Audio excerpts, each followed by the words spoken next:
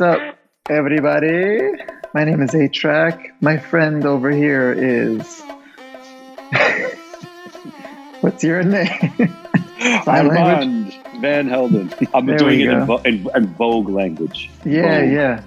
How's it going? Is it, in LA, it's finally starting to feel like fall a little bit the last couple of days, but how's it going in Miami? Well, yeah, I mean, you're rocking a hoodie, so that usually that's the sign. That's the sign. It was really hot until like a week ago. So the toes are not out anymore. No, the toes are tucked. When I see the hoodies come out, I know the toes are tough. Yeah, I know that. Yeah. Yeah. Miami's nice. I went for a swim today, my man. So you know how it is. Okay. Miami in October, water temperature's perfect. Same thing. Yeah. I just literally did a solar run. I brought my little astronaut beach chair out there. Brought some pistachios in the water, and I just sat there. It was nice. I'm gonna come visit soon. I'll hit you in the next couple of days to plan that because I'm gonna come to visit. Good. We got a biggie today. We got a nice long episode today. But before we get into any of that, we're gonna talk about food. Put the sauce on it. I got something to show you. I ventured into new territory. Let me see if you can see this. What? Oh, that's creme brulee? Indeed, or flan. Okay. To me, this is flan. Oh, it's flan. Yeah, I'm sorry. It's not creme brulee. I see it now. Okay, yeah. But you're right that there's a couple of cousins. Flan is the flan. Crème caramel is the French one, and creme brulee is maybe a second cousin. And I just figured more of this out recently because my mom showed me how to make flan. But flan and crème caramel are almost the same. Flan's the Spanish one. Crème caramel is the French one. Flan is usually just milk, whereas crème caramel has cream, so the texture is a little different. And then crème brulee is similar, but I would call that one a second cousin. Okay. And so that's going to be my recipe for today. When I was growing up, my mom used to make flan back at home. My mom didn't make a lot of desserts, but she used to make flan. And then she came to visit just recently, and then she showed me how to make flan. And then this was me making it like after she left. So I don't remember all the quantities, but the way to do it is actually pretty simple. You need these little things. These are called ramekins. So they're called ramekins? Ramekin. I've never heard of that word. That's amazing. Yeah, I know. I just learned the word. And a flan is like a flip over trick. Yeah, I don't remember all the quantities, but the essentials are pretty simple.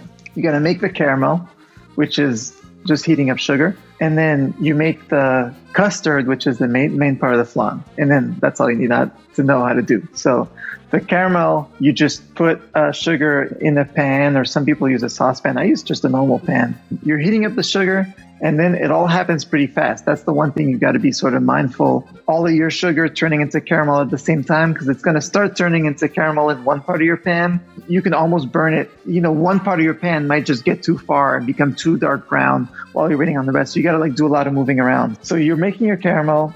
Once you have your pan full of hot caramel, you just pour a little bit of caramel just to cover the bottom area. That's it. It's not even that much, just like covering the bottom of each of your ramekins. The custard is either milk or milk and cream. I did a mix of milk and cream, sugar, some eggs, and vanilla extract. And that's it. That's all the ingredients. So to make the custard, you take the milk and the sugar and you bring that to a boil in a saucepan. That's one little situation. Then in a bowl, you take your eggs, you beat those. And then once your milk and sugar are boiling, you pour that into the bowl. But you got to do that kind of step by step slowly because the hot milk could actually cook the eggs on contact. So it's better if you have two people there because one person can hold the bowl with the eggs and keep stirring them a little bit. And then the other person is slowly pouring the milk in. It's a DJ duo. Yeah, a little DJ, little collab. So you're slowly pouring that in. And then you just add a little bit of vanilla extract. And then you go back to your ramekins that had caramel on the bottom, fill it up with what you just mixed up. Then in the oven, you cook it in French, we call it a bain-marie. It's a way to cook where the container that you put these guys in also has hot water in it. And then you put that in the oven. So the water touches the edges of these guys. Yeah. So it's just kind of like distributing heat a different way. So in the bain-marie, into the oven. And then when it's done, about a half hour later, stick them in the fridge for a couple hours. I actually left them overnight. All that's left to do after that is the little flip where you put a plate, or actually you take a knife and you just sort of do the outline and then hot plate, flan. Yeah. That's it. And then don't you pour some sauce over the top? Not even, because when you flip it over, the caramel that used to be on the bottom is now it on does that top. effect. It does It does that. That's how you have caramel on top. And then as you lift your ramekin, there's still caramel dripping from what was the bottom. Yeah, That's all it is. That's fun. Awesome. Cool. What about you? What do we got on? So on your interesting side? coincidence is that this is a recipe from my mom.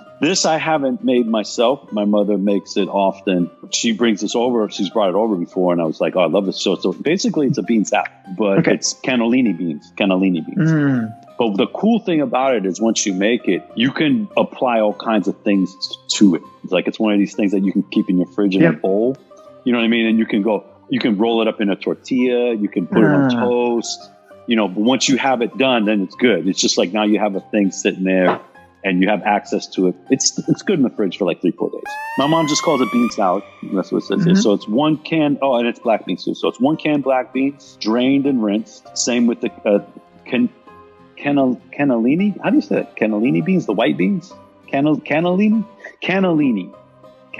I'm not sure. It's cannellini. Cannellini.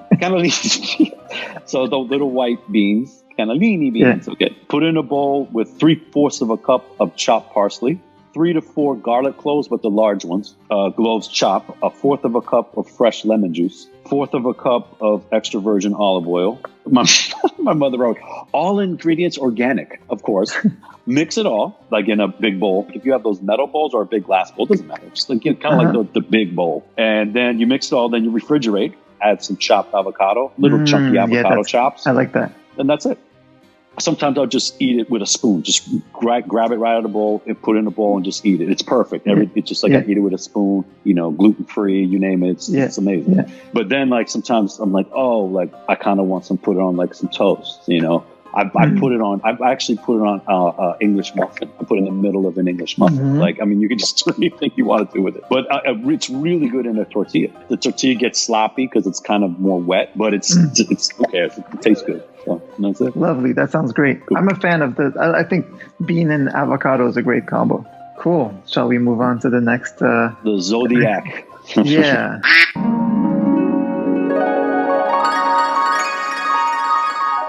Okay, so this is the section of our show where we do me and Alain, a-trak, Mr. Extraordinaire. A-trak's an Aries, I'm an Aquarius, and I'm going to read his horoscope for the week. Okay, so on Tuesday night, communication planet Mercury, which is still in retrograde, and Venus, which rules love and beauty, both enter balanced and justice-orientated Libra. With Mercury retrograde in Libra, you might find it harder to make your ideas understood to the people closest to you. Your intellectual conversations might feel slightly off balance, out of harmony.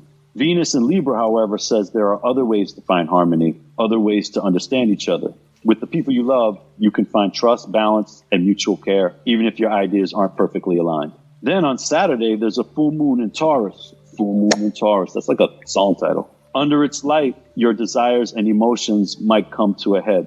Your need for security or power or autonomy might blaze hotter than ever. Use this moon's energy to be brave and assertive as you keep moving toward what you need. Okay. All right. I got a little navigation plan there. I'm going to read Armand's Aquarius horoscope. Sometimes the world seems to stop moving on its normal path. Sometimes your sense of direction seems to scramble so that you start traveling in circles. It can be frustrating to feel as though you aren't advancing. But this week, try not to worry. You don't have to be purposeful all the time or to make constant forward progress. Though there are people who want you to believe that you must. There's a transformative magic waiting for you this week, and you can only find it if you follow the strange and non-linear path. Very interesting. All right. Well, I trust that you will navigate that well. Yes, I'm an aviator. All right. Yes. Our guest this week is pretty monumental for our taste in music, and I think for anyone who understands where music ended up going in the last, literally 40 years. I feel like a lot of people know some things about Arthur Baker. Most people know he produced Planet Rock. You, Armand, definitely know a lot of more of the details. There's great producers. Let's just, if you run through them real quick. '70s, let's just say, Gambling Huff. '80s, Jimmy Jam, Terry Lewis. Late '80s, Teddy Riley into '90s, and then Pharrell and Timbaland. And then we are where we are now, which I can't vouch for because I don't keep up. But I'm just saying, let's just say that's that set, right? Yeah. Arthur Baker is the anomaly of that. He was inspired by a lot of these people that we mentioned, but like he's like the dance guy. So he was the in-between on everything almost. He just kind of like was taking things that are R&B, but making them electronic or things that are disco and flipping it on its head or just grabbing the breaks or just the range as a producer of Arthur Baker is there's not anybody close in my opinion. Like his music range, generally people have a sound. Arthur's got 18 sounds. Me growing up, there was like certain people that were just like, whatever I can do to be like them or emulate them or hopefully one day meet them. Arthur Baker was one of the people that I mentioned. He belongs there with them. That's where I put him. I agree. Well, let's bring him in. Yeah, let's do it.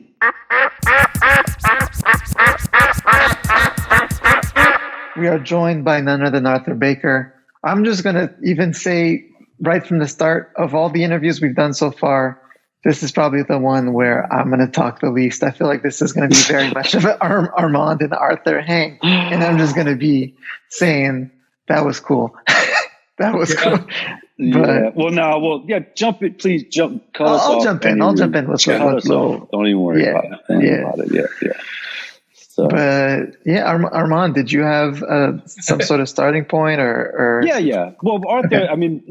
We can take as much time as we need for this. I do have a good amount of questions. Okay. Cool. And it's just basically, I want to kind of touch on things that me and you have discussed when we've just sat and had, we've done meals together. Yeah.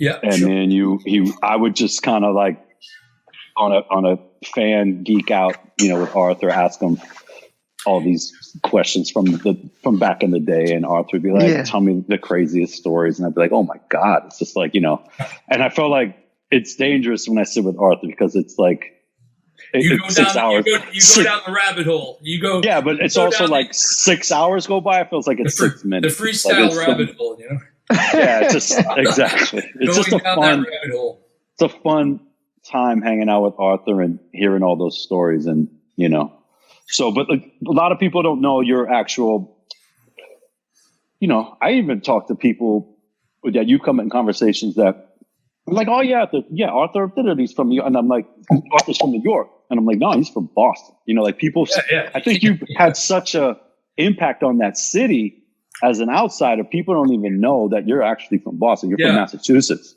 So let's start it off with that. Tell us, I guess, how you, where you grew up in Massachusetts. What was the whole thing?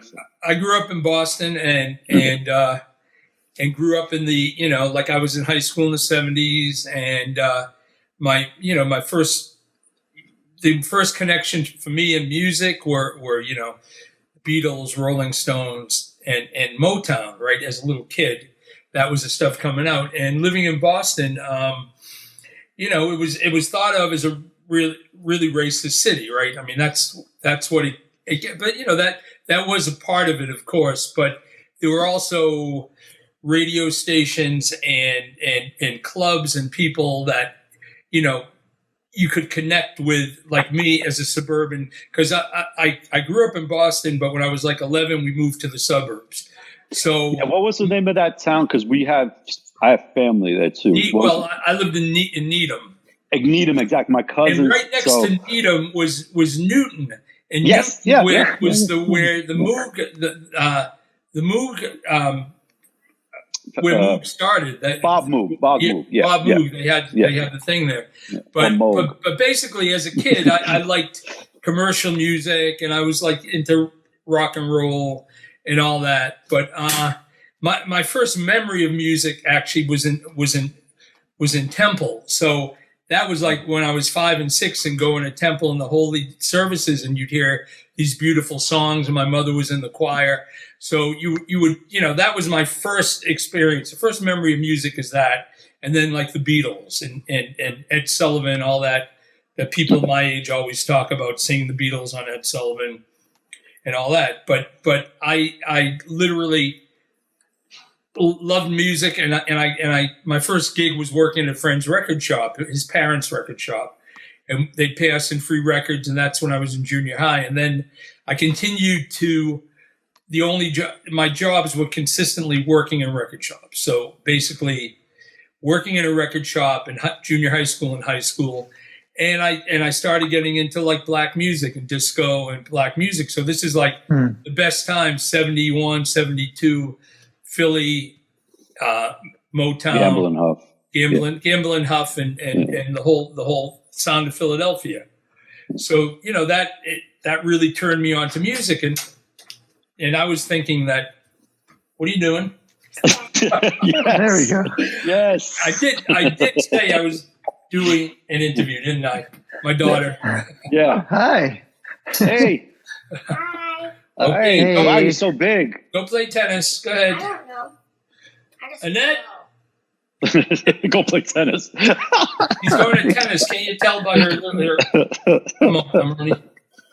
I know. I just want to put some sunscreen on. Okay, you can put this up. That's good. That's good. Okay, she's a bit of a ham. Yes. She can hang out, man. Let her hang out. Yeah, it's fine. No tennis practice today. So I started thinking I could make music, and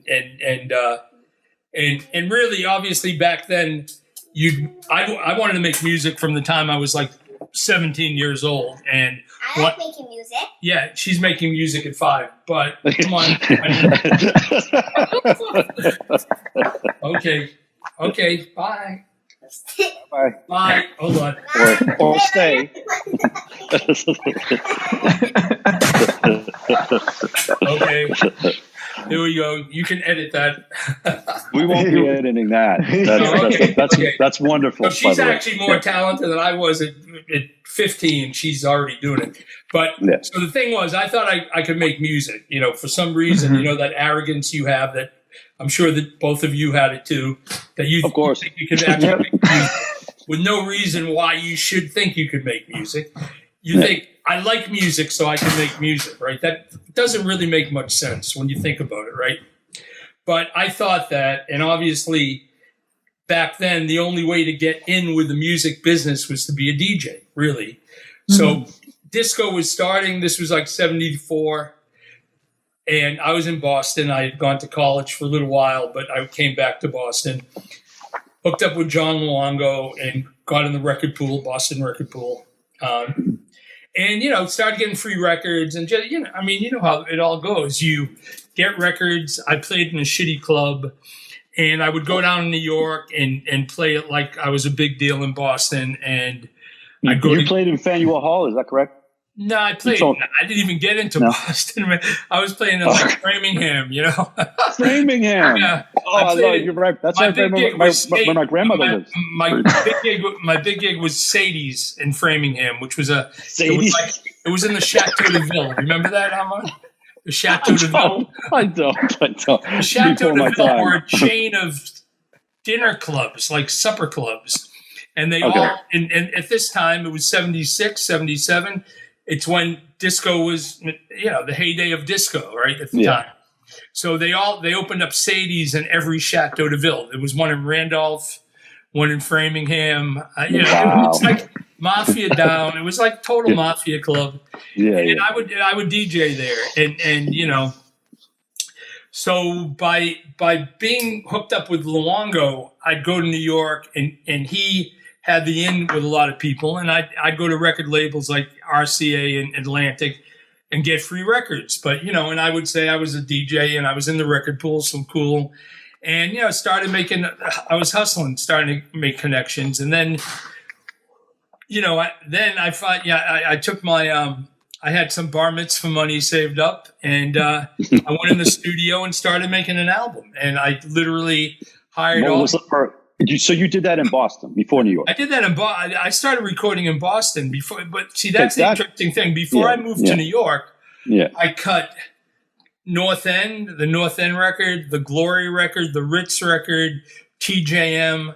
I cut all this stuff in Boston using Boston musicians like Maurice Starr and Michael Johnson, those guys. Oh, wow. And also other guys. There were some really good musicians in Boston because there was Berkeley. Well, we should say for the people that Maurice Starr went on to produce New Kids on the Block and New Edition, and New Edition, and Michael Johnson. Michael Johnson was a Johnson. Did like Pack Jam, like breakdance, big breakdance records. So it was all but I was the connector for them to come to New York because when I moved to New York, I moved to Brooklyn, and they would come down and they would crash in my apartment in Brooklyn. No, they would sleep. I'd crash in their place in Roxbury when I'd go to Boston. And we were really tight, and they'd come to New York. And What year did you move to New York? I moved to New York in like around 81. I moved to New York in 81. Yeah. Okay. All right. I made all these records before. I made in Boston. Yeah, because kind of life and happy days. Yeah. The TJM record. So I made all my disco records in Boston. Okay. And I'd come down to New York a lot, and I'd go once we started getting the records signed to labels like Emergency. They gave me a budget, so I ended up going. I hired T. Scott to mix Happy Days, and we ended up doing T's Happy. So before I moved there, I was already hooked in before I moved there, and I knew Tom Silverman, so I was already making moves in Boston, but I was the guy who moved. Well, when did you start Streetwise? Sorry, that's not till 82. That's okay. So you started. Oh, okay. That's after. So you were doing all those records before you had a. That's after Planet Rock. I mean, Streetwise is. Streetwise is after Planet Rock. We started it before, but literally it didn't. We didn't put out any records until right around the time of Planet Rock. Okay, that just answered a lot of questions. So go ahead. So basically, but Arthur, when you were recording those disco records, like Kind of Love and stuff like that, you were arranging stuff that live musicians were playing. Did you know how to score music at all, or were you just sort of like giving? No. What I did was I had partners. It was me. On the North End records, it was me, this guy Russell Presto, who was a DJ, a really good DJ, and a drummer, and this guy Tony Carbone, who was a piano player. So the three of us were like our little, like Baker Harrison. We would think we were going to be Baker Harrison Young type of vibe. Okay. So we would be Baker Carbone and Presto. So we had to That's good. to the point where it's funny. A lot of people thought I was the bass player, and they thought Baker. They always thought, well, you must be Ronnie Baker. And no, it was very funny. But the thing was, we'd hire people to arrange strings. But there were a lot of guys in Berkeley. We knew a lot of guys who were arrangers, so that wasn't an issue at all. And I got this guy Andre Carrere, who's a great guitarist. He was at Berkeley, and Jeff Anderson. So we had our own crew of musicians in Boston that were cutting those records, and literally, so all those records were cut in Boston. Like T's Happy and Happy Days were mixed at Right-Track Studio. So that was like the first time we went into a very expensive studio to mix in New York. Okay. And the TJM album, I recorded all that in Boston, and then Tom Moulton signed it and finished it in Philadelphia. So it was definitely most of the live things I cut were cut in Boston, and we do some overdubs in New York, but it was really, I knew musicians in New York, of course, but the real sort of connection of when it went from live to electronics or to drum machines was when I started working with Tom, and the first record I did with him was played live, which was jazzy funk, jazzy sensation. And that I used a rhythm section of young kids from Queens who I met through T. Scott. They were these young band, and it was Andre Booth and this guy T. Funk and this guy Charlie Street, great guitarist. And those guys became the rhythm section on that record. But literally after that record, the next record was Planet Rock, and it just sort of shifted to to drum machines. So it was really, that was like the last, I'm not saying, it wasn't the last record I cut with live musicians, because Walking on Sunshine, which I cut right after Planet Rock, that had live percussion, live bass, live keys, but we used the drum machine. So I would say that was the last record I did with a drummer, Jazzy Sensation. And then the rest, everything else I did in New York ended up being with drum machine and a lot of live musicians. John Roby would play live. So we had the elements of live, but we would use drum machines, you know. Because I didn't have, you know, the drummers were always, you know how drummers are. They're pretty flaky, and, you know, it takes too long to set their shit up, you know. Those flaky drummers. They are very flaky drummers. Yeah, they are. But yeah, and you know, they go out of time, you know. That was the other thing. Once you started working with drum machines, you were like really spoiled, and you didn't want the drum, you didn't want it to go out of time, you know. So but that's such a huge change stylistically, going from disco records to Planet Rock. Like, but what else was in the water for that? Well, no, but leap to happen. But here's the thing with like Planet Rock and the whole Kraftwerk thing. Growing up in Boston, I worked in a record shop, and Kraftwerk had Autobahn, and that shit was in like 77 or 76. Mm-hmm. Yeah. It's really crazy when you go back and go how early that record was. And, you know, it was a pop hit. I don't know if it was that in Canada, but in America, I wasn't born. Yeah. Okay. It was a top 40 record, man. Like even more. I think it was, though. I think it was in Canada. Yeah. So here, you know, so it wasn't. I was always aware of Kraftwerk and Model and Trans Europe Express when I was a DJ.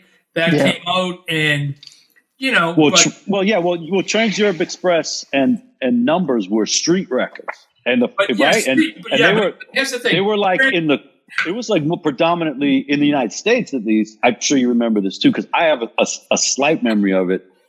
It was predominantly black folks that were playing Numbers. Like, you know what I mean? Like it wasn't like German people in the States supporting Kraftwerk. It was like street hood records. You know what I'm saying? No, but like disco. It was like disco record. Trans Europe Express was many years before Numbers. Numbers. I know that. 81 or 80. Numbers came out right before Planet Rock because. Well, Trans Europe Express was like a roller skating record. Yeah, but it came out. But it came out a lot. It came out really early. It was sort of like 76, and then when I moved to New York in 80, the kids in the park, black kids, were listening to it in boom boxes. So it definitely was getting played, and that was the template for Planet Rock was more the Trans Europe Express thing. And then I happened to be in a record shop in Brooklyn, Music Factory, where the guys from Rockers Revenge, who later became Rockers Revenge, were managing it. And I'd go in there and play my test pressings or whatever, and they'd play me shit that was happening, and they played me Numbers, and I was like, fuck, I want to use that. I want to use that on the record, use that with the melody of Trans Europe Express. And that was where that idea came from. And the tempo, because like Trans Europe Express was really slow, you know? Yeah, for sure. And to the extent that the rappers had learned their rap over Trans Europe Express, and then when we went in to record what became Planet Rock, and we had it at like 128, the rappers, like, first of all, they didn't know how to rap to it because they couldn't, because it was like double time. They couldn't. Yeah, for sure. For sure. It was either rapping at 64 or 128. And it didn't work on either, so they had to go back, and Globe had to write a whole new rhymes and stuff, which he did, and came back in. And the guys, when I interviewed them for the 808 movie, they were like, we thought that was it. We thought our career was over. They were like, we thought that we'd never get another chance to make a record because the shit was going to be so it was going to be a disaster, a flop. Yeah. Well, how did you meet Africa Bambaataa? I mean, I met him through. How did you meet? I met him through Tom Silverman. So, okay. Tom had a label, and I had produced records. So, and Tom and I were friends. And when he started Tommy Boy, I was like one of the few producers he knew, and we were friends. He said, "You want to produce some records for me. And I said, cool. And because, I moved to New York and I had made these records, but I had no gig. You can't make money. Those first records sold a bit, but splitting the royalties 3 or 4 ways. I mean, you know how it is. I didn't make any money on them. So I was working in a warehouse in Long Island City, Cardinal One Stop, which was it was a record one stop distributor. Okay. So, the guys in the warehouse would be like, yo, man, I'd show them a record because they'd have my records, like my shit on Emergency or North End, and it would be there. And I'd say, yeah, I made that record. And they're like, why are you working in this warehouse if you've made records? And I'm like, I made about $50 what am I going to do, So, basically with Planet, I met Bam through Silverman, and Bam had 3 groups. He had Soul Sonic, he had Jazzy 5, and he had Cosmic Force. And for some reason, they picked Jazzy 5 first. We went into the studio. I had the rhythm section of the guys from Queens, and we didn't really know what we were going to do in the studio. And I brought a bunch of records that were current at the time, and obviously Genius of Love was one of them, and Funky Sensation. And I said to the guys, everyone, Genius of Love was so big that I just thought there's no way someone else isn't going to do that. Let's do Funky Sensation because, first of all, Larry Levan plays it at Paradise Garage. I know if we do it, I can get him. He'll probably play it, and we can. There's an in there. I just said Genius of Love. It's someone else is going to do it, which it wasn't in fact. Which Sugar Hill did it. Right? Yeah. So Funky Sensation was definitely the underground pick, and it worked. And the record came out, and it did really well. It did it sold like 50,000 really quickly. And this was when rap really just, Mr. Magic played it on his show, and me and Tom were going to the Rock and Soul and bringing them cases and boxes of records. Oh, Rock and Soul over by Madison Square Garden. Yeah. That's my spot. Oh yeah, man. so that was, I think it might have closed this year during COVID. Yeah, it did, but it had moved. It wasn't there anymore. It had moved. I was there filming for my Rockers doc, and I went back, and it was somewhere else. And we filmed a bit there. But that original store, because my studio was 37th between 7th and 8th, so I was literally 2 blocks away. Wow. So I lived on 30th between 7th. Oh, no, you were in the New Yorker building. I was in New York after, but my studio, so I lived on 30th between 7th and 8th. That's crazy. My original studio was 37th between 7th and 8th. Got it. Okay. Got it. Yeah. So we did Planet Rock, and I thought it was amazing, and the group hated it, and Tom, I don't know what he thought, but we went in and when I brought it back to Music Factory, I had an acetate of it, and I brought it to Music Factory, put it on, and literally like 10 people rushed to the counter and were like, what is that? We want to buy it. Someone offered me $100 for the acetate. So, I was like, that means that's a good sign. We've definitely got something here, who hated it? Soul Sonic Force hated it? Yeah, they hated it. Yeah. and Bambaataa, right? No, Bambaataa loved it. Loved it. The rappers were just like, they thought they were going to do, Rapper's Delight or something, Right. I imagine they thought they were going to do like a funk groove or something. Well, because Jazzy Sensation was really... They were rapping over kazoos at the time. That's was it Freedom and shit like that? They were expecting a kazoo. Jazzy Sensation was really good because musically the guys who played were great. So it was really, it had like the Sugar Hill sound, but it was even cooler because the keyboard, it was a cool record. So they wanted that. They were like, we want to do something like that. And that's too funny. But I want to ask A-trak something about Planet Rock because I need to say a lot about Planet Rock, but I'm going to make it as quick as possible. I actually want to ask Alain. You have great Planet Rock stories. Well, I got Planet Rock all day, but I'll get into that. But I want to ask A-trak when you first heard Planet Rock. Obviously, you were Planet Rock had been out and it did its rounds by the time you probably first heard it. But what did you think of it? Like, I'm just curious. I never really asked you that. Like, that's interesting. That record in particular, I'm very curious to know. Like, when you heard it, you're like, what is that? Like, or like, what was your vibe to it? Like, when did you hear it? How old? Like a-trak, exactly, for you. Yeah, I was born in '82, right? So obviously, I heard it later. You were conceived to Planet Rock, my friend. Yeah, probably was. I was born in '82, but and then I got into hip hop around like maybe '93 or so. Right. Yeah. And as soon as I don't think I heard it before that. I don't have an exact recollection of the first time I heard Planet Rock, but by '94 or so, I was interested in scratching. I was like 12, 13, like 94, 95. I was interested in scratching, and in that period, I mean, right away, as soon as I wanted to, know more about DJing and scratching, there was this sense that you had to like learn about some of the old school classics.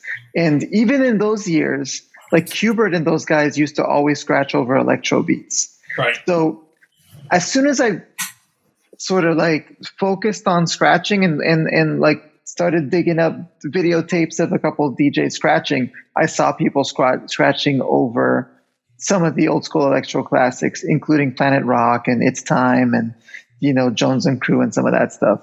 So, I don't remember the exact. Well, what did you think of the record when you heard it? I mean, I loved electro as soon as I heard it. Oh, okay. I loved electro as soon as I heard it. I just loved the beats and I don't know. There's something about that tempo and those kinds of beats. I loved electro. I even loved freestyle when I first heard it. All that shit, even though I discovered it way later, those years that I'm saying, something about it, I was just drawn to it. That's cool. Yeah. So for myself, I could simply say this, and I'm not trying to be up Arthur's ass or anything. Aliens. I'm not trying to be up Arthur's ass, but I can simply say, in my experience, in my opinion, in all music of all time, in my life, my Planet Rock is my number one record of all time. Wow. It is. I can say that. I don't even have to think about it. It's easy for me. Because Planet Rock is the big, like, look at this way. You can make whatever you want to, any kind of music you want to make in life. Planet Rock changed the world. Like, it just, the world was one way. Planet Rock happened, and then the world was like, we're going to do that now. Like, it just literally, that was it. It was just like, I'm sure. There's only, like, literally, it's like as big as, I guess, for maybe people that don't understand, Planet Rock would start as an underground record, but let's just say like something big like Nirvana, Smells Like Teen Spirit, right? So you had these leftover, hair metal guys, and it's like 89. It was dying, but somebody just needed to shoot it, and then Nirvana comes out. You know what I'm saying? Nirvana, and then after that, the rest of the 90s into the early 2000s was just regurgitated Nirvana. You know what I mean? So, like, when somebody says Smells Like Teen Spirit, probably for them, maybe one of the most important records in rock as a change in that era. Yeah.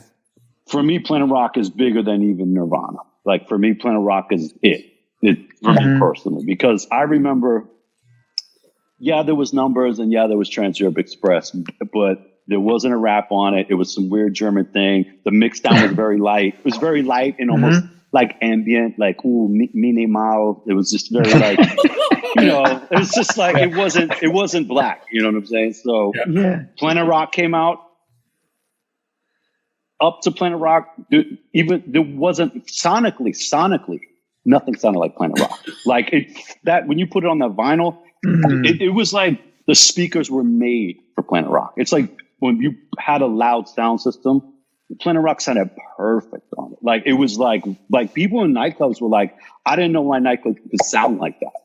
Like, Planet Rock was different. It was crazy. It was crazy. But even for me, discovering it 12, 13 years later, I remember thinking that it sounded like some alien shit. Like, there's something about even the way the chants, the raps, the chants, everything. It was just like, what is this? You put that on now, and it still sounds pretty much different from anything else. Even though a lot of people made records trying to sound like that, but when you put it on now, it's like the way people react. Now, obviously, kids now have grown up with those sounds anyway, but it still has there's a reaction, you know. Well, the 808, honestly, his youth, Arthur Baker's and John Roby, your partner, they made the record together with Africa, of course, but the 808, that use of the 808, the way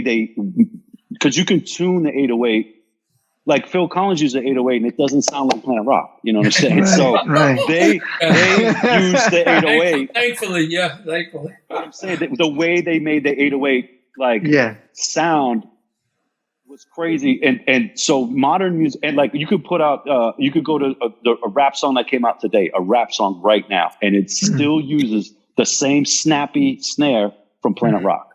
That's what is it? 38 years ago. Yeah. So that's how. Look at this way. If you think about music, like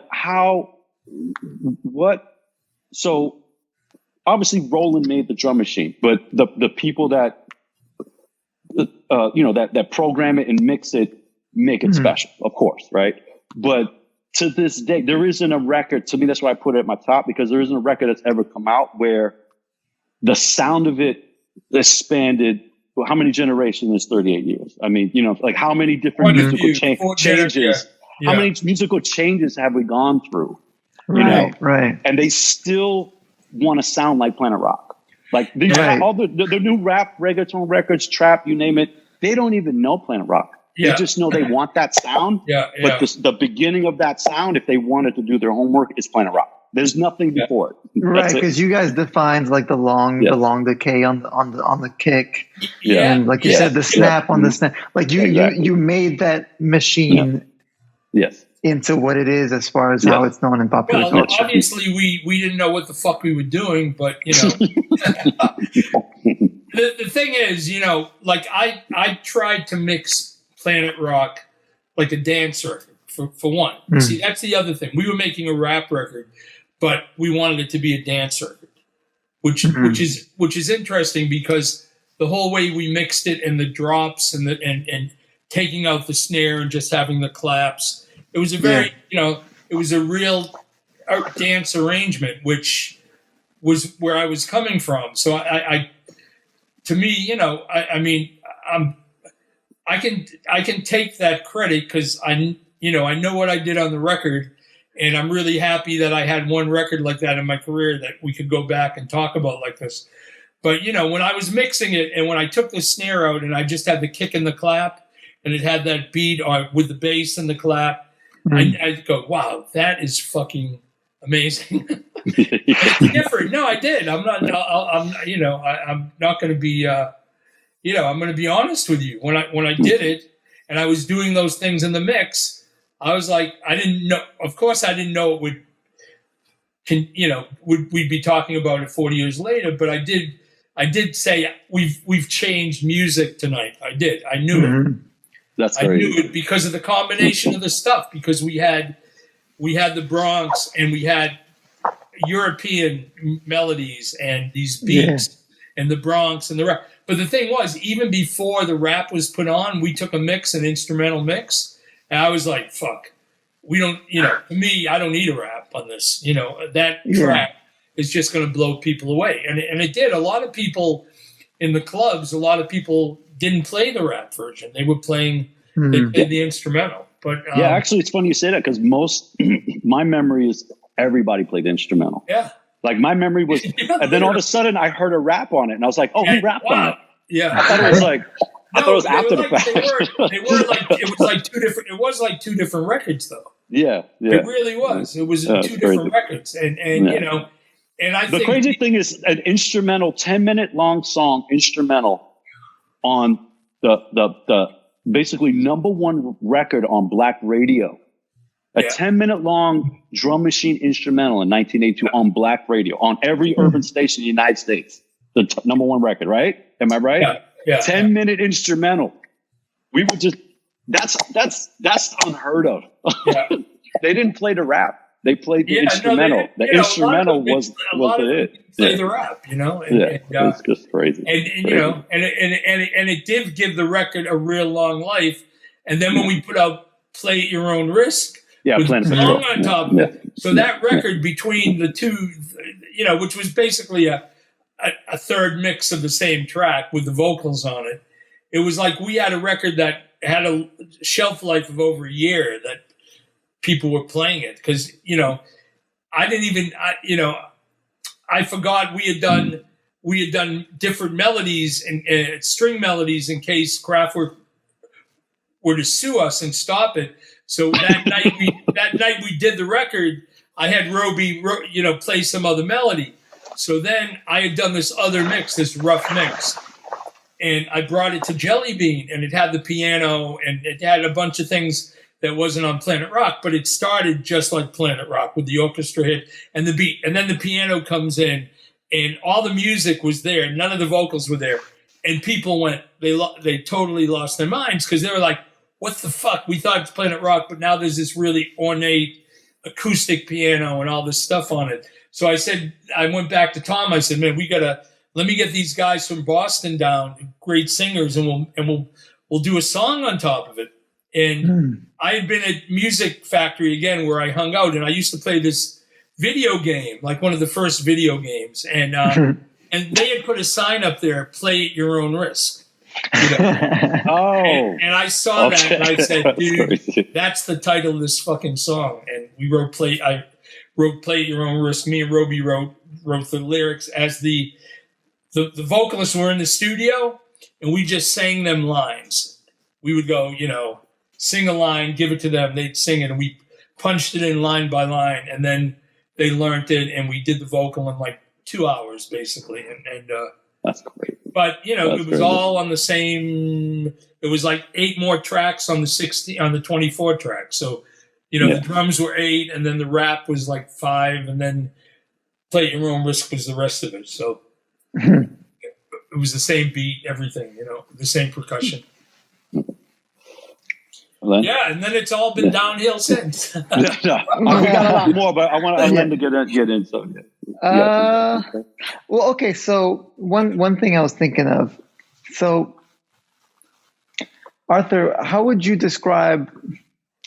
I'm fascinated with like the early '80s as this crazy period of like unexpected connections between sounds and scenes and everything. So, how would you describe, from the way you lived it, that time period where, even just from what you've already said since we started talking, going from disco to creating electro, but then dealing with rappers. And I know just a few years later, you ended up working with rock musicians too. And so because like in the 70s, people wouldn't see these kinds of intersections between types of music as much. So what was going on in the early 80s that created so many collisions? Okay, New York in one word, New York, because people would all hang out together, and it'd be like, you'd go to Danceteria, and there'd be Lou Reed would be there, and Alan Vega, then it'd be rappers, and it was just everyone hung together. There was a spirit in New York. But the thing was, disco and rap, basically rap music came out of disco, because for sure most of the breaks that the rappers used were old disco breaks. And guys like Bambaataa and Kool Herc and Grandmaster Flash played disco records. So basically they were playing disco and funk. And then when rap came, people were trying to either sample those beats or replay them.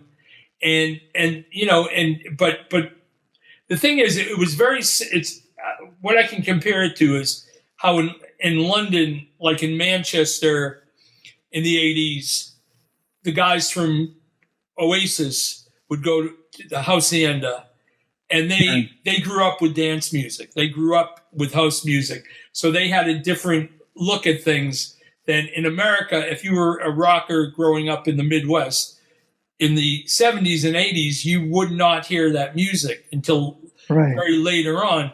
But in New York, everyone hung out together and everyone interacted together, and there were very creative disco DJs like a Larry Levan, Jelly Bean, Mark Kamens, all those guys, Francois.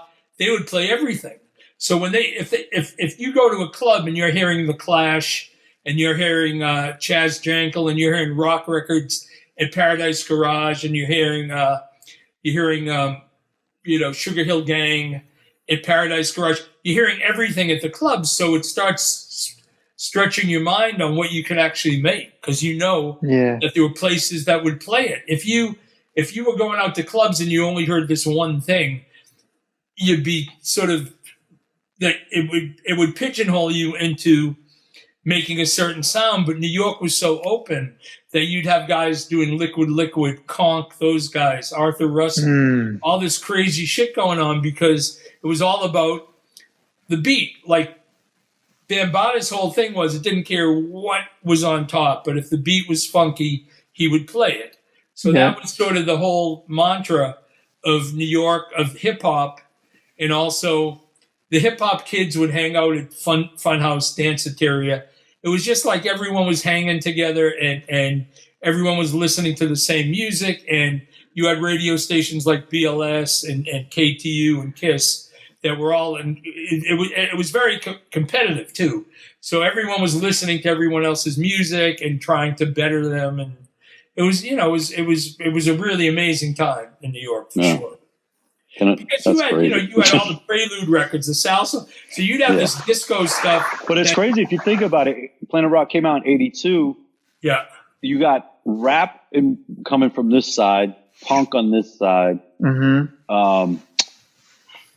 The remnants of disco still but early, let's say, synth funk coming in. Groups like Clash and Talking Heads. And Tom Tom Club. When we made Planet Rock, I was like, we've made what Talking Heads are trying to do.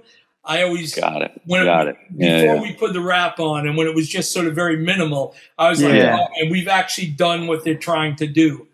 And, and I mentioned that to Chris France because he's a good friend of mine. He was like, when Planet Rock came out, we were like sort of bummed out, because it was so good, Yeah, because you took it all the way further, right? Like because we didn't have vocalists, we were like, we had rappers as our vocalists. So it was sort of, And,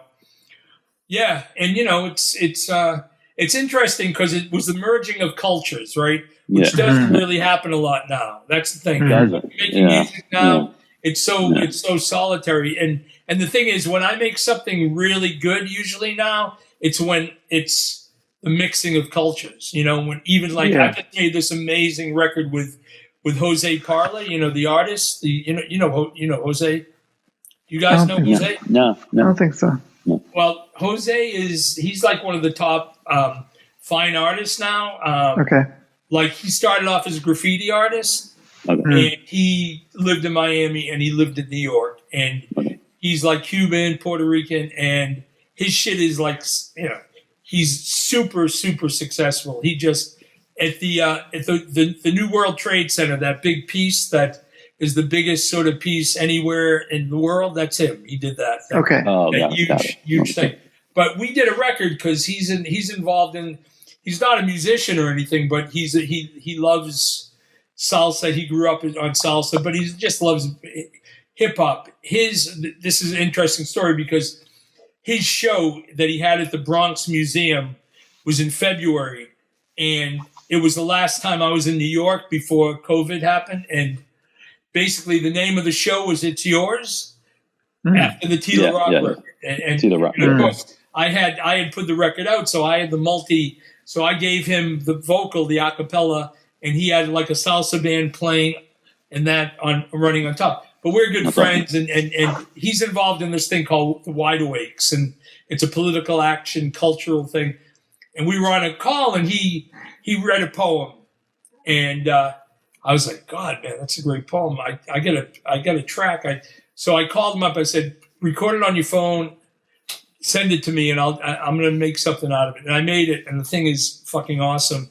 And we did an EP, and it's just because it's that combination of where he's coming from and where I'm coming from, and it works, Well, that's if anything, that defines Arthur Baker right there. Right. What you just explained. You have a great knack for taking the risk that most won't, and then just going A is over here and B is over here. They don't talk to each other. Let's make them talk.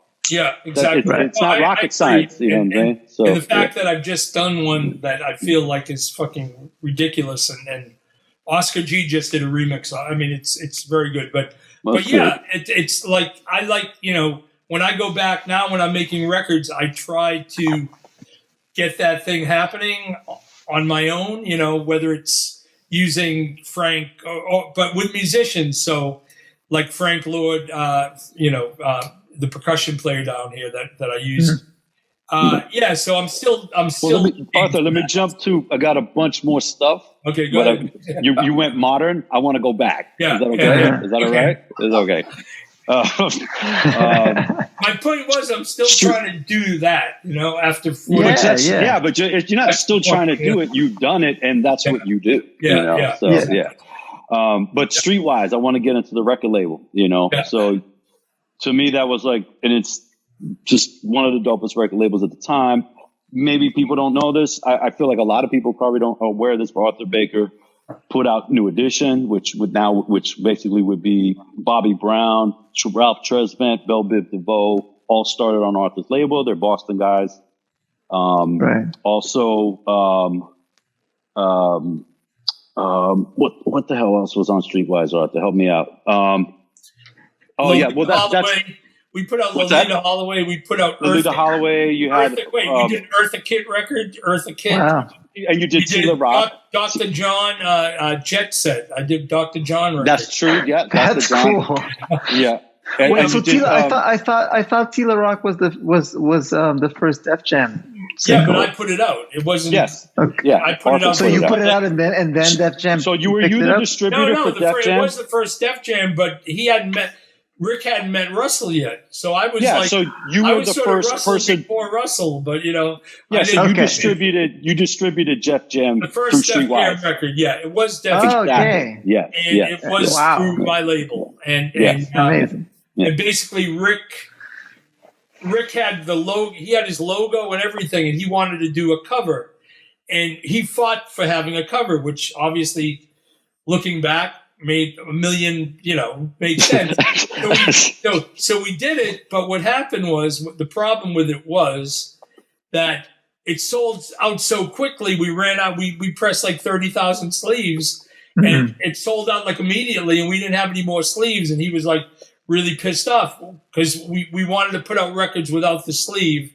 And he was like really pissed off. He didn't want us to do it. And I'm like, well, we're losing all these sales, what? I go, yeah, but we're printing up more, I mean, the reason he ended up going with Russell obviously wasn't because of that. It was because Russell managed Run DMC, who were the biggest. Yeah. So it was more that, but I did have, Def Jam before That's funny. Before it was with Russell. Yeah. Yeah. That's crazy. Yeah. All right. That's cool. And then AEIOU, you want to go over that? Yeah, well, that was a record that Freeze, it was this group Freeze, and they were like fucking haunting me. They were calling me, and we want to do a record with you, and British group, right? Yeah, and they sent me their record and their demos, and I didn't even listen. I wasn't really interested. And then but then they showed up. They just showed up in my office, one day, and I'm in the midst of doing all this stuff. I'm really busy. And I felt bad for them. So I said, okay, well, let's start working on something, but we got to write an album because I don't like any of your songs. I don't even know if I even listen to their songs. But at that point, I was like, if I'm going to do a record, I'm a member of the group. We're writing the shit together. That's it. And they were like, okay, cool. So we went out to the studio. Fred Zara had a studio, and we started writing. We wrote a bunch of songs, and we recorded them. The guys from Rockers Revenge, who had already had Walking on Sunshine, did backgrounds, and I used some of my guys in New York, studio musicians and stuff. And, we had made this record, and I'm, like, happy with it, but there's, I feel like shit, I don't think there's a hit on here. I really like the record, but, I don't really hear a hit. And then we went in one day, and I had this idea for music. I was really into Yazoo. I was really into Don't Go. I was very influenced by that record, the Yazoo record. and Situation, which hadn't come out yet. It hadn't been released in America, but I had heard Larry play it or something, and I really liked the synths in it.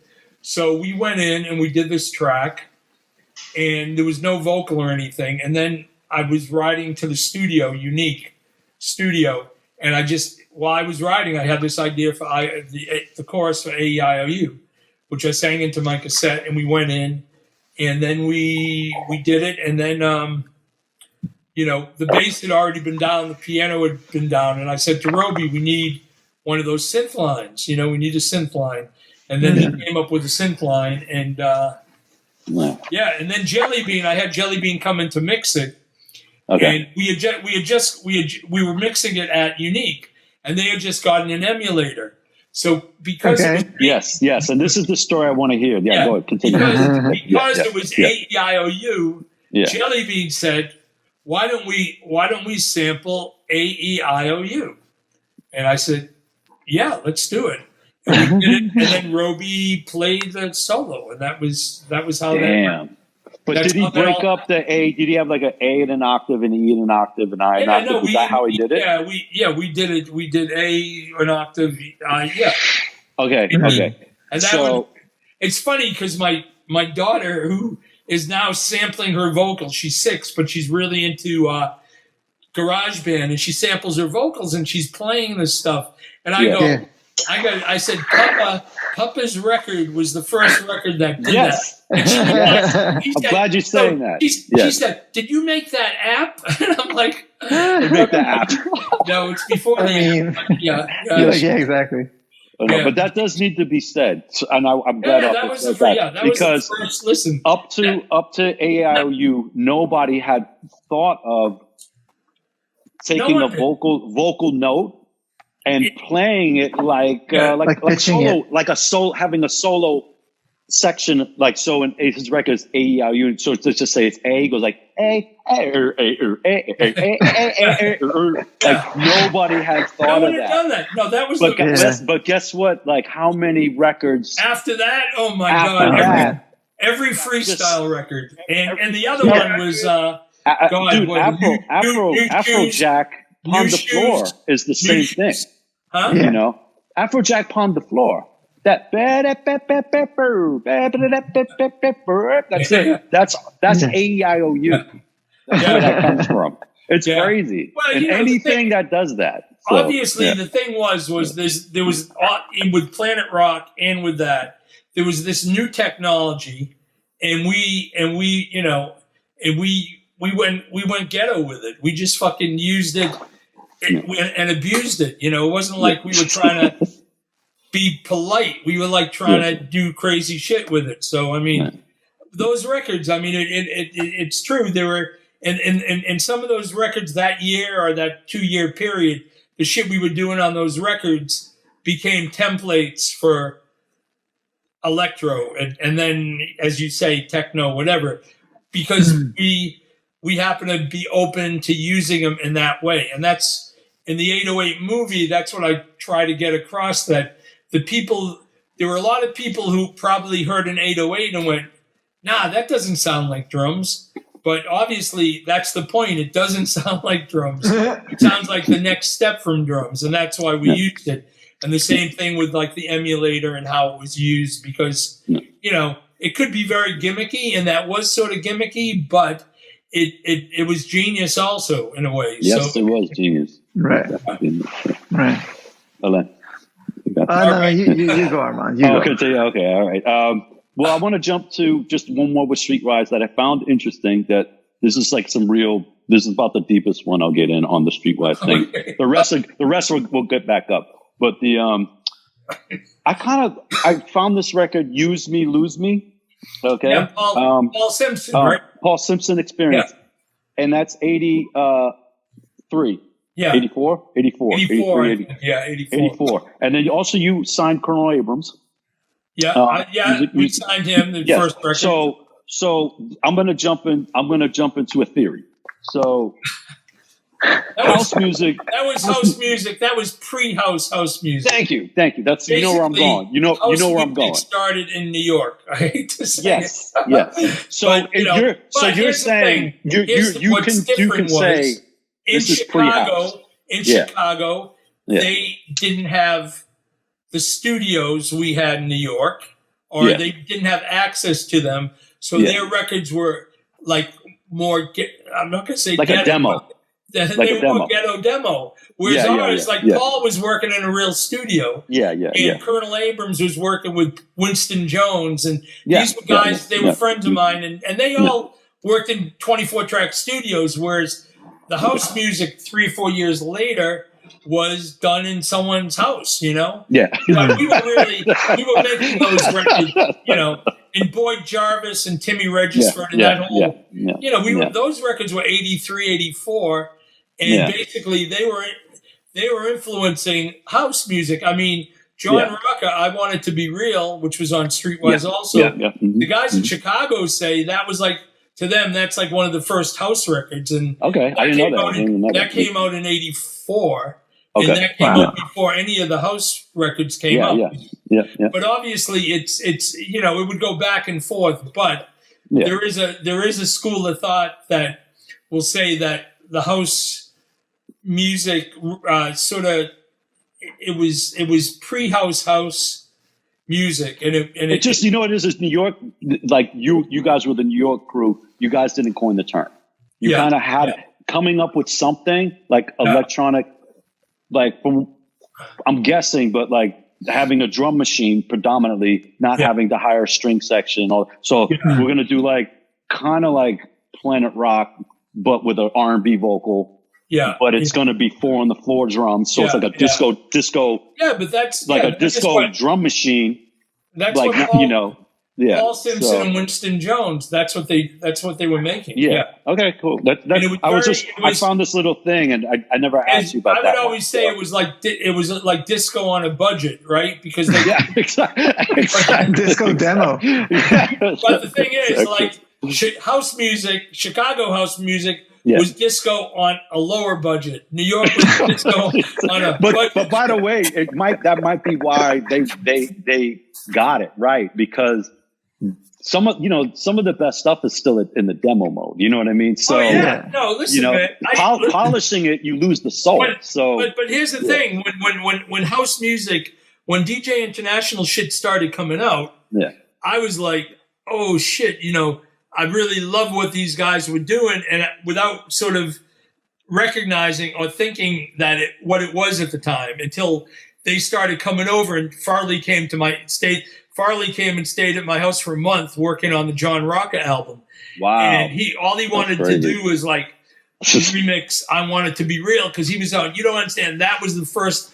I think that's the first house record because it because of the sampling and the bass line. If you think of the synth line, the bass line on that's like that's true. That's Chicago before Chicago, in a way. But it was. And John Rocca is the guy from Freeze. From Freeze, the lead singer. I Want It to Be Real, and also Once Upon a Time, which to this day Felix is like, he wants to remix that. That's one of his favorite records of all time. That's awesome. So obviously. John Rocca was very big in Chicago. He was like, okay, but not Freeze as much as his. I Want It to Be Real, and that, Okay, so I want to ask another. Is it cool? I know you got another one. No, I'm gonna jump I'm jumping to Beat Street, Arthur. So for me, growing up, so I was 12 years old when Planet Rock came out. So literally, like I said, changed my life. With the song came hip hop. And so hip hop, not rap. So rap was, I'm on the mic, I'm emceeing, you know what I'm saying? Mm-hmm. And that was a slice of the art. But with the concept of hip hop, because of the song Planet Rock, really, now you had, and Bambaataa was what Bambaataa was doing was eliminating the violence in the Bronx. You didn't fight now, you did art against each other. So they would go, okay, I'm going to rap again. I hate you, but I'm going to rap against you. I hate you, but I'm going to break dance against you. I hate you, but I'm going to spray paint better than you. You know what I'm saying? So that I grew up, that hit me at 12. I haven't changed things. So like you can't, my mind got wired into that, and that's just what happened. But the thing is we needed, I was living in Holland at the time, and I lived in the States when Planet Rock came out, but then I moved like 6 months after Planet Rock was out. I had to go live in the Netherlands, and but Europe was up on all this stuff too. So the culture, the word hip hop became a culture. It was breakdancing, popping and breakdancing, graffiti and rhyming. Yeah. And then there's always, you could even consider like the one guy in the crew kind of that they represented in B Street, like the Russell Simmons guy. It was also, he was kind of like, you needed to have that, but you also needed like management, you know? So it's kind of DJing, of course, right? I'm sorry. That's what I meant. But also with the and DJing. Thank you. Exactly. It's 100% DJing. And I don't know why that's the one I ended up. Because for us it's so obvious. Yeah. It's so obvious. Exactly. But so B Street came up. When I saw B Street, it was like, okay, so I'm 13, 14 when it came out. 84, 83, right? Came out like that, right? 84, 85, 84. 84. It can't be 85. 84, I'm going to say. I mean, you were there. I'm not going to argue. But those years all blend into one another now. But for me was that the obviously everybody knows the music. I mean, you watch the movie, the acting's horrendous. The movie overall is pretty bad. The writing in the movie's pretty bad. It's overall, it's like a 1 or 2 star movie. Yeah. But the thing is that it is like, we needed to see what hip hop is. We needed to see, like, we imagined hip hop. We would listen to Looking for the Perfect Beat and we'd be like, imagine what hip hop is. You would get little things like a little tidbit on a clip. You'd see like, hey, you, the Rocksteady crew. We'd be like, oh, what is that? And freak out, it's like, or somebody would get like bring back a VHS tape from the States of somebody popping. Somebody was like, popping and roboting. You were like, You're like, I have to have more of that. Yeah. So for me, when B Street came out, I'm not making this up. I broke 2 of my father's VCRs. rewinding the scene at the Roxy. Yeah. So there's a breakdance scene at the Roxy. It's basically Rocksteady crew against these guys called New York City Breakers. Yeah. And it's just this battle scene. Arthur did the music to it. Arthur, by the way, is music director of Beat Street. Yeah. And so he did all the music in Beat Street. And I'm just saying that movie, again, made me who I am. So, again, something Arthur's responsible for. And I just want to know, but I do you can edit this, but I got to pee real quick. So, but I'm going to ask you the Beat Street story. Okay. I know. And we're almost done. So, go. Little pee break. Okay. Go. Cool. Okay, so all right. So Armand's back. So So Elaine, you can start it off. Well, ask some stuff about B Street. You've seen it. So. No. I was just telling.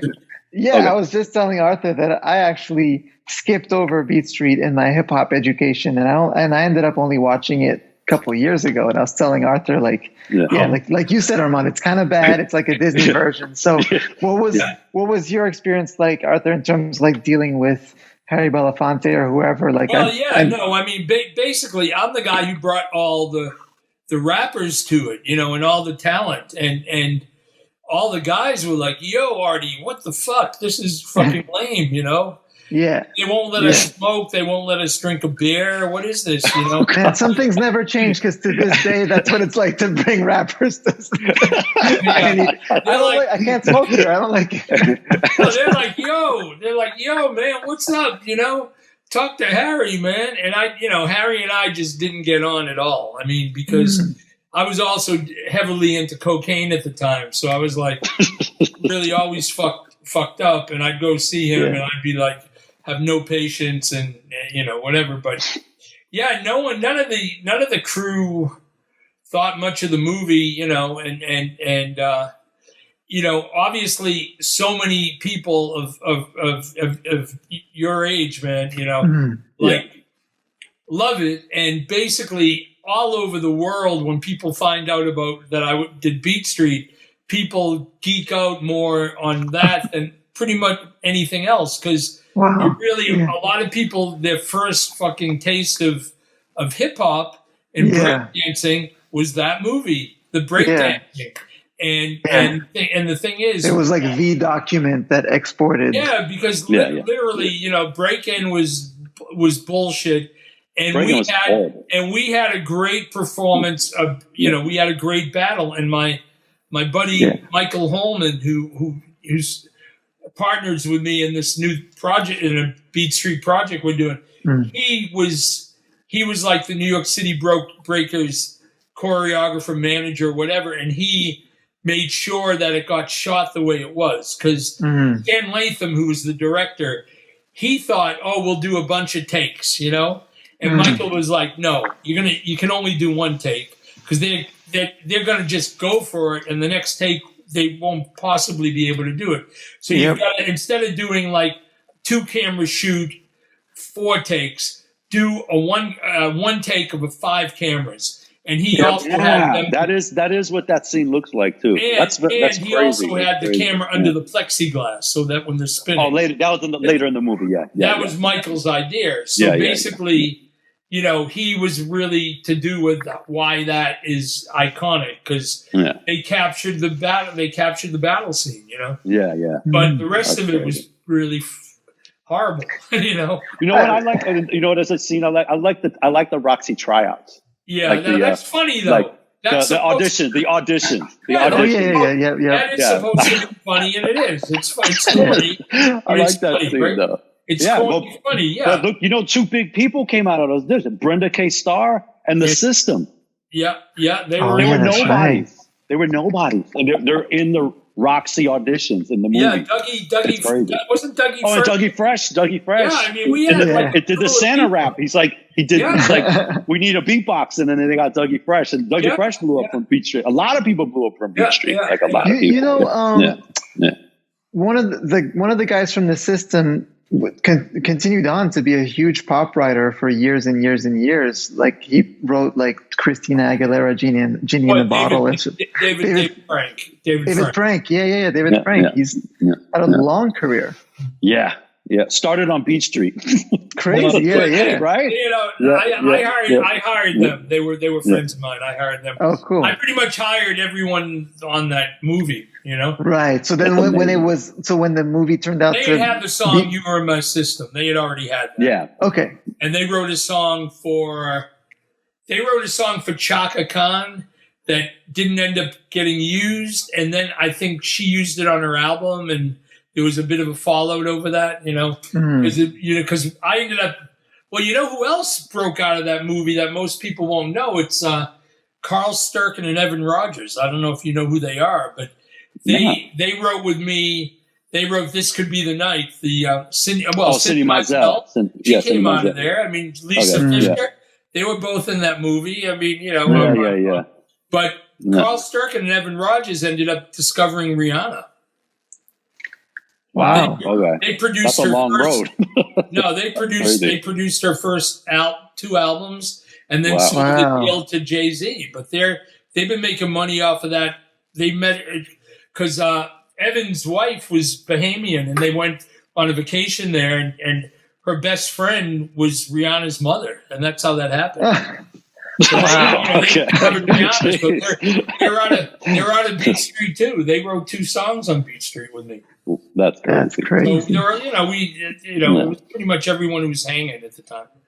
That's crazy. All right, well, I got, I guess, one more if you're okay with it. If you guys got time, or where are we at? Oh yeah. No, we have to do 1 or 2 more. I have Come on, we need. All right, my next get out of 80. We got to get by 84, man. Exactly. Let's move on. All right. Well, I'm jumping now to Sun City, so we're jumping up to like that's 85. Go ahead. So Sun City. Thing that I barely remember when it came out, but I remembered. I didn't like the song, honestly. I was just like, I didn't really. Yeah. I was like, it's cool. I was like, Bambaata's in, all these other rappers and stuff, and all these other artists. So I want to explain what it is. So Sun City was this amazing thing that Arthur did for apartheid in South Africa, what was going on in the 80s. And he did USA for Africa had been out. And I'm assuming, Arthur, that you were like, okay, I'm gonna do something like USA for Africa.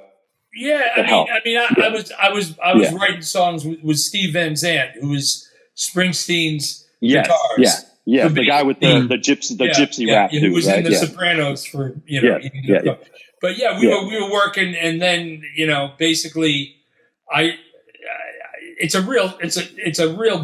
I'll do it quickly, but I want to intro it, and then just you're gonna go because I want to say. Go ahead. It's just a really anybody, whoever's watching this show, go to YouTube and do Africa Bambaataa Sun City. Right, that's what it is. Right? Artists United Against Apartheid. Thank you. Artists. Yes, Artists United Against Apartheid. Sun City. Yeah, and for fun, if you're a music head, try to start. It's 6 minutes long at least, and try to pick up who's in that fucking video. Every artist in this video, and so I'm gonna run off the top real fast. Yeah, bunch of things. I know I'm gonna forget a bunch, but I'm gonna go with the biggies. So I'm gonna go with Lou Reed, Bruce Springsteen, Bono, Noina Hendrix. Don't ask why that came in. Fat Boys, Run DMC, Grandmaster Flash and Furious 5. Oh my God. Hold on. Hall & Oates. I want to talk about them. We'll get back to that. Hold on. And then go ahead. Joey Ramone. Come on. Jimmy Cliff. Big Youth. Yes. Gil Scott-Heron. Yes. Wait, Ray Barretto. Oh yeah. Okay. The percussion. Yeah. The dude. Yeah. Okay. Pete Townsend. Yes, Pete Townsend. Yes. Hold on. Yeah. Bob Dylan. Yeah. Hold Bob on. Dylan. Yeah. Ringo Starr. Yeah. Okay. Yeah. Miles Davis. Yes. Oh shit. Yes. Okay. Peter fucking Gabriel. Yes. He was the biggest star in the world at that point, Yeah. Eddie Kendrick and David Ruffin from the Temptations. Hold on. Yeah. George Clinton. Yes. Bobby Womack. Bobby Womack, you're right. Womack. Yeah, everyone. I mean, literally, it was. No, it is. It was and then in the video, guys like Charlie Wilson from the Gap Band came down to be in the video. Peter Wolf from Jay Giles. I mean, it was. Yep. So that's right. Jay, dude, it's crazy. Go ahead. I like to imagine the Fat Boys hanging out with all those people that you just named. In Washington Square Park. I love the thought of that. They're all together. You got to see the video when Bono kisses Buffy from the Fat Boys. Yes, that's in the video. Put that in the video. Bono kisses the human beatbox. Yeah. I put that in the video. And Lou Reed's dancing. Who else is in it? Yeah. I bet you I got everybody, but I'm sure I missed someone. No, there's another. Bonnie Raitt. Yeah, my dad's a fan. Pat Benatar, yes, Pat Benatar. Benatar. I mean, it's actually like the craziest bunch of music. I collect music videos. It's one of the craziest videos I have. Yeah. Like I have to fight myself not to go to that video. I just love watching that video. No, the video is unbelievable, though. It is. It's crazy. Fucking amazing video. Yeah. But by the way, just on a question. What the hell was that like? Like, how did you're meeting all these people? I know that, but I mean, were you even able to chop it up? When there was like an after party? Were you able to like hang out with all these people? We were chopping up, but we were chopping up. We were chopping up, chopping with the credit card, right? Yeah. Well, the thing was, right. So we did it. We started recording it. I had my own studio, so of course. Yeah. We started recording there, and people would show up, man. It would be like one day, Kashif was in it. I mean, Kashif's in it, Damn, I mean, there are people, and people would show up, and I'd have them sing, one verse, or I would just like having people sing bits. And then when it was like Bono or Springsteen or Daryl or Bobby Womack, I'd have them sing the entire song. So basically, but we gave everyone a line. Yeah, well, we gave everyone a line. Everyone got a line, but some people got more lines. No, but it was amazing because you wouldn't know who was going to show up. And you know who else is in it? Fucking, I can't even believe it. Herbie Hancock's in it too. I don't remember him in it. Yeah, he played on it. He's dancing in Washington Square Park. You see Herbie. Yeah, that's it. I mean, literally, everyone's dancing. It's the least cool. It's the coolest, least cool because they're all dancing. You're in it dancing for a second. I'm in it, man. I'm like, it's such a blast. But the thing was, people would show up, and some would show up when they were scheduled, like Herbie and Ray Barretto, and those guys showed up, and then basically Gabriel showed up, and I was like, it was just me and Gabriel and my engineer, and it was like. He had put out Go. He was like huge at the time, and he was making his new record at Power Station. And he just shows up on his own at the studio, just sort of walks in, and I put him in there.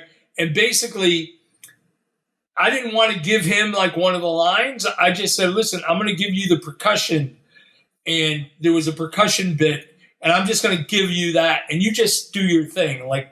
Do whatever you want over that, because I was thinking of like for the intro or whatever. So he did it, and he'd go, give me another track, and he built this song. He did like an a cappella over this percussion. So then I had Doug Winbish and Keith LeBlanc and Steve went in and cut a track over his song, and it became the song No More Apartheid, which is an amazing, beautiful song. It's on the album. Yeah. But I mean, the one that was the most mind-boggling for everyone was I was in the studio with Bonnie Raitt and Kashif were in the studio, and they were and they were doing their vocals, and we had been trying to get Miles Davis for weeks, and he would like, Miles is coming. No, he's not coming. Miles is coming. And one day I happen to be going out to get my coffee or whatever, and there's a buzz, and it's, yo, man, Miles, let me in. And I'm like, fuck, okay. So basically, listen, the thing was, I didn't get nervous with any of the other acts, except maybe Gabriel, he was like laid back, but it was more, I had already met Bruce before and all that. But when Miles came, everyone, like Van Zandt was nervous. Everyone was nervous because he had such a rep. And I called Doug Winbish, who played bass on it, and he worked with Jagger and Jeff Beck and everybody. But I said, Doug, he's here, because he had said, whenever Miles gets there, call me right away. I want to be Miles.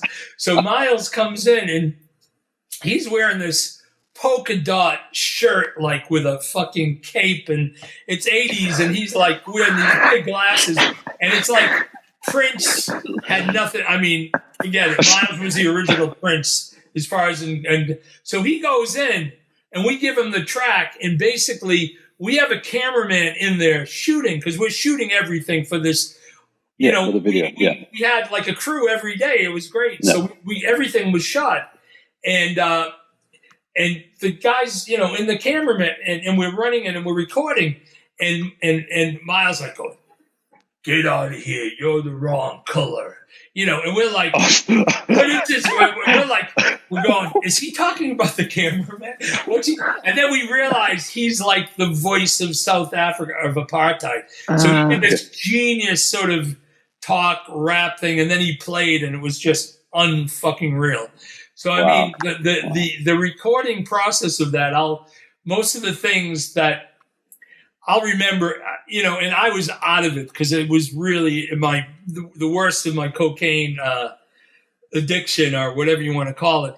But I remember every fucking session because they were also magic. It was So you filmed it. So with the video, so there is a documentary too. There's a documentary. Oh, there is. Okay, great. So, but does somebody have those tapes, like the original kind of? tapes What, the multi before? No, not the music, film, the video, like the film. The film. You know, I mean, here's what happened. This guy, Danny Schechter, who was a friend of mine from Boston, he was like one of the producers of that show, like it was called 2020. That was like a 60 minute. And he got his crew. His crew was shooting, like we were using his people and MTV. Like he had friends there, so he'd call people and we'd get the crew for free, and we weren't paying for anything, so we were getting these crews. But he passed away, and I don't know if Steve has those films, but you should find it because there is a book. There was a picture book that came out, and I do know the guy David Sedlick, who was a photographer, and I'm trying to make a deal with him to buy like all the prints, but he wants to charge like $1,000 a print. I'm like, dude, what's up, man? But there's some amazing pictures. I mean, there's pictures. I mean, it was just, I'd have to say in my career, that experience was probably the most memorable, like it. Yeah. I mean, well, it's a producer's dream. It's like basically like, as a producer, like if it was like me or A-trak, it's like us going, how can we get everybody to come to our house? Yeah, exactly. Like in a sense, that like was it. It was like everybody that you love, It was my. It's like my. It was my. Listen, it was my studio. Yeah, they all came over. You're right. They all came over to my place, and then we had great engineers working on it, like Chris and Tom Lord Algie and Bob Mountain and Frank Filippetti. Everyone worked on it for free. I mean, no one got paid anything. Yeah.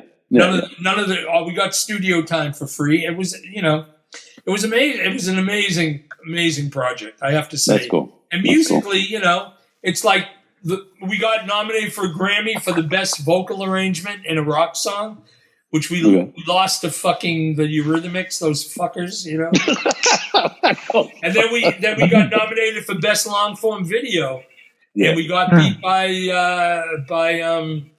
the Police. They had a video of that year, so we got 2 nominations. Didn't get. That's all right. But it was magic. I mean, getting to sit down. Going into the bathroom to do a line and having Bobby Womack, George Clinton, Eddie Kendrick, and David Ruffin all follow you in the bathroom and like go man, break up. It was insanity for a year. It was like a year. It was a year of insanity. It was. I mean, I didn't do anything else really that year. I mean, I did a few things, but it was. And just, I mean, I did get to work with like all my favorite singers, it was just amazing to get to do that. And the real plus was we got to educate people in America on apartheid because no one even knew what it was at the time. And we raised a shitload of money that we gave to the Africa Fund. And after we did that record, no artist really went to performance in South Africa after that. And then, not many years later, apartheid ended. So I really feel we had actually something to do. You had a hand in it for sure, yeah. That's cool. Oh yeah, that was. So you want to talk about Hall & Oates? You mentioned that. Yeah, I have one, actually. So as my last question, so for viewers who might not know, Arthur produced Big Bam Boom, the album, right? Yep.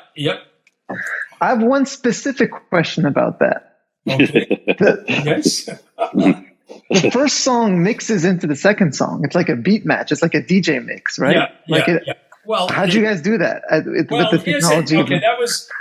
Here's the thing. That was basically Daryl and I went in and we cut this thing. Like it was going to be like they were going to use it as an intro to their show, right? Dance on your knees. And Dance on Your Knees. They were going to use it as basically. Tommy Mottola was their manager, and around that time he signed me he wanted to manage me, right? So he became my manager. So basically, they already had a deal with Bob Clearmountain to engineer the album, and T-Bone Walk, who was their bass player. So there were already 4 producers, right? So he hired me to be the arranger and the mix to do the mixing on the record. So basically, but he wouldn't give me. This is behind the scenes. He wouldn't give me any points, and I'm like, fuck, man. I mean, I want to get points, you know. So he said, well, listen, that thing you and Daryl did, because he would call it that thing you guys did, you know, that beat, whatever. I love that. We'll put that on the album, and you'll get half the publishing, and you'll get half the writing. So you'll make more money on that than you would on like getting a point, because, well, that's Tommy Mottola telling you that. Yeah. Well, the thing was, they paid me $50,000 as a mix arranger, and then that song, I had half the song writing and publishing. The album sold like 3 million. So yeah, I did okay with that for sure. But the bottom line was they wanted to do something with it, but they didn't know what to do with it. And then I said, well, why don't we have that as sort of the intro of the album? As well as when they played live, they used to use that, and they used to open up. But what's really interesting about Out of Touch, which is actually a good story, was I had worked with Daryl on Swept Away, the Diana Ross song. We produced that together, Daryl and I. So we had already worked together before the album, before Big Ben Boom. And Tommy said, well, listen, you and John should hang out, because you already hung out with Daryl, and, I want John to be comfortable with working with you and all that. And I said, cool. So John came over, and he played me a bunch of songs. And, they were good songs, but then he said, I had just signed the Stylistics to Streetwise. So he said to me, I've got this really good song for the Stylistics. And I go, okay, let me hear it. And he plays it to me. And it's out of touch. It's like, it's the track. It's very similar to how we cut it, but just the chorus. There's no verse. So basically, I go to him. I go, John, that's a #1 record. If I cut that for the Stylistics, Tommy's gonna cut my fucking legs off. Are you crazy? So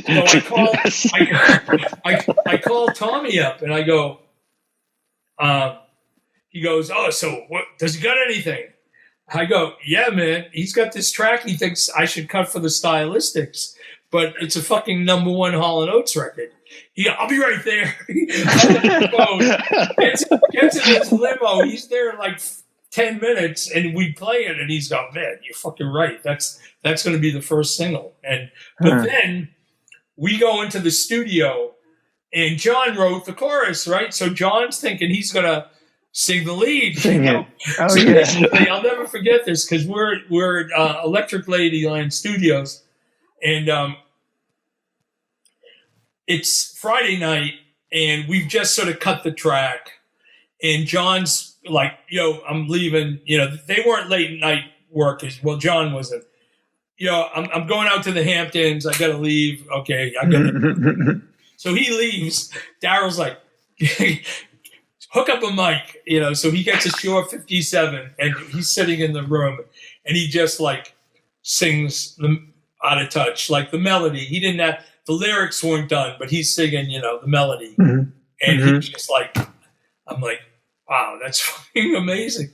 And then, of course, he works on it, and he writes he writes the verses, and he nailed them. So those are good verses too.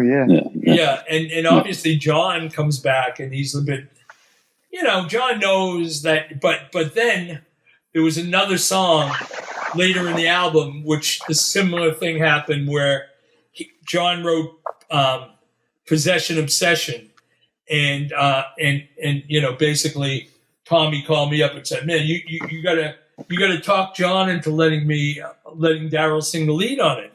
And I'm like, why do I have to do that? You're a fucking manager. You fucking, no, man, you gotta do it. I go, well, I'm not gonna do it, because literally let John have a fucking lead, Yeah. But obviously it came out and it wasn't a hit. And probably if Daryl had sung it, it might have been a hit. But with that album, they were in such a rush to finish it, because they had a tour that was starting. Like literally, we were recording that all summer. It was really hot, and they had a tour in the summer, and they had to finish it. And I was like, guys, you need one more song. We need a really great ballad. and that'll take the album like another million copies. Family Man? No, I'm just saying they didn't have. I said you guys should sit down at the piano because they used to sometimes just do a duet and sing old songs. Like, let's just record something with the two of you, and if you put it out after having Out of Touch and Method of Modern Love, and then you come with a great ballad, it's gonna, And they didn't do it because they were like, "Oh, we got to go on tour." And I think that was definitely a major mistake on that because the album could have gone that next step, but it only had two hits. Okay. Cool. Well, great. Okay, I'm happy with this. Yeah. We made it. We made it to 85. Okay. Took us an hour and a half to get to 85. 85. Yeah. Well, with that said, I'll say that, Arthur still continues to be very relevant. He's still making a ton of music. Arthur is, I could say this, like a revelation came to me about 4 or 5 years ago when I saw you, Arthur, in Ibiza. And Arthur's just hanging out. And I had met Arthur, I think, somewhere in the mid 90s, I think is around the time I met you. It was just a quickie high and by thing, but I was like, I can't believe I met you. I didn't wash my hand. So, but like we would run into each other, and then eventually we finally got able to like hang and do a proper, hang kind of thing. But, I realized something about Arthur Vega, and this is crazy. And I can say this for the amount of time Arthur's been making music. From, like you said, from 72, starting out with, or mid 70s, making disco songs, to making records, doing the new Beat Street Breakdance Olympics thing or whatever's happening, or like Arthur, or the Rockers Revenge movie. Arthur is Arthur's always working on something. Yeah. Arthur's Arthur has at least 4 or 5 projects going at once. and he's always got stuff, and he's always been that way. And Arthur will be doing out in the street behind a DJ booth for 4 or 5 hours. I'm like, Arthur, what are you doing here? He's like, I'm hanging. I'm like, it's 5 a.m. I'm like, what are you? I'm like, I'm not even here. I don't even want to be here. He's like, no, this is nice. I'm like, dude, you've been here for like 5 hours. Arthur still hangs, listens to the music, listens to the DJs, is committed about this game. It's an amazing thing. There's nobody else I visually see that's putting in that effort like Arthur and on any music genre. So that's something to be said. I still love hearing music in a club, and I still love hearing responses when you play your music out, Yeah. But I still love making music. I think I've made some shit the last few years that, it's not like it doesn't fit in the right genre right now but I've made records that I'm really happy with, which is cool. Which is not a lot of people have made the records you made. I'm making new records now that I'm really happy with, and that the other day I was on that. There was I was on basically a flatbed truck driving through Miami. It was called the Miami Vote Float. I was on that the other day, just playing music for people, trying to get them to go vote. Okay. So I was up in North Miami by the library, and I was just playing new shit. I only played my own new stuff. There's 3 records that are very political, the things I've done with Jose, and then a few other things, and this one Latin track called Mi Mente. And I'm playing it, and there's like 3 kids on the truck with me, they're like making sure shit doesn't fall off the truck.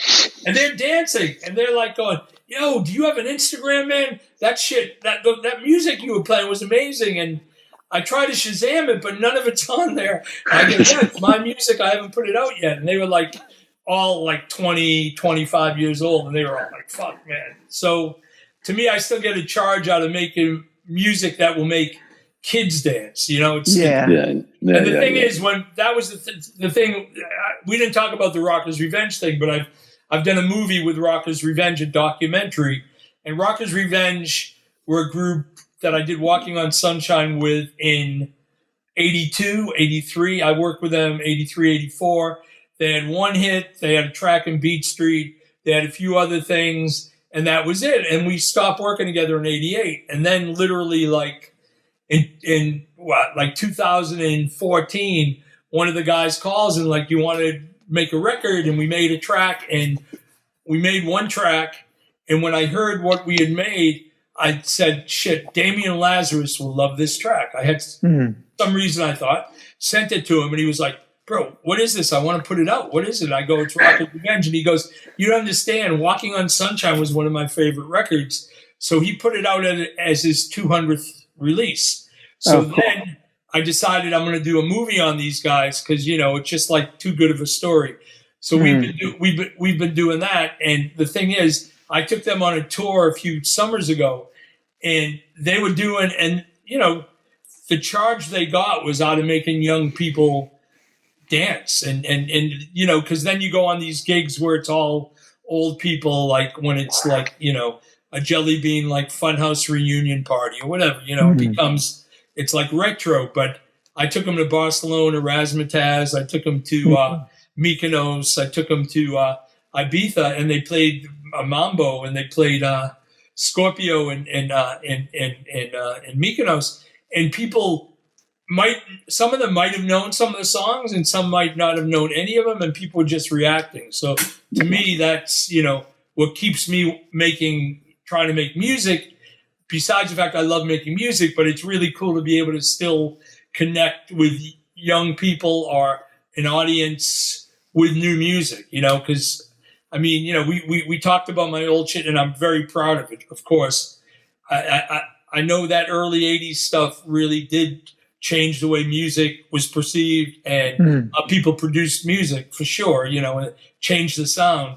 But, you know, it's still nice to be able to do it and play it out and have people get off on it.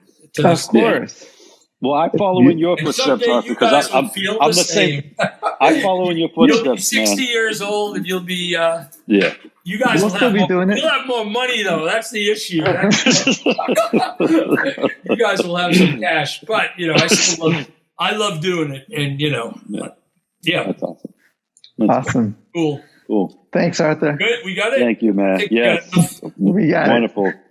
Thanks, Arthur. Really appreciate it, man. Oh, no problem. Cool. Well, I'll hit you up. Why don't we get together this weekend before the election? You know? Well, before the end of the earth, right? Yeah, we should get together before the election, man. Sounds good, man. I'll hit you up. Yeah, because you come. I heard you're driving now. Junior said. Yeah. No, I've been driving, but Junior just found out I'm driving. Yeah. Junior's late. Junior was. To the I party. said, so how did? No, he's driving, man. He's driving. Dude, I drove to your house the first time, man. Oh, Come you on. did. That's true. Yeah. I did not take an Uber. Okay. No, but you should come on. You got to see the goat, man. You got to see the goat. I want to hang with the goat for sure. And by the way, pun intended. So yeah. All right, cool guys. Thanks. All right, take care. Thanks, Arthur. All right, take care. Thank you. Yeah.